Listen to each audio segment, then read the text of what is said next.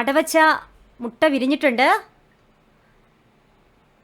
7 പേരാണ് വിരിഞ്ഞത്.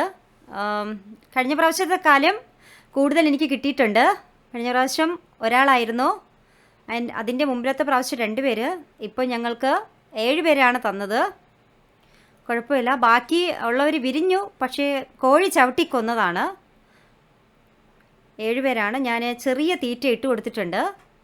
ഇനി ഇത്രയും പേരെ എനിക്ക് എന്തായാലും നോക്കി നന്നായിട്ട് എടുക്കണം. 1 മാസം ഇവരെ മാറ്റി നിർത്തി ചെറിയ തീറ്റയാണ് കൊടുക്കാറ്.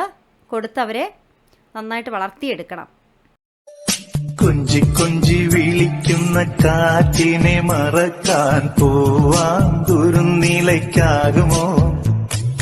തൊട്ടു തൊട്ടു കരയുന്ന കരയെ പിരിയാൻ കടലിന്റെ കരളിനാകുമോ? നിന്നിലെന്നും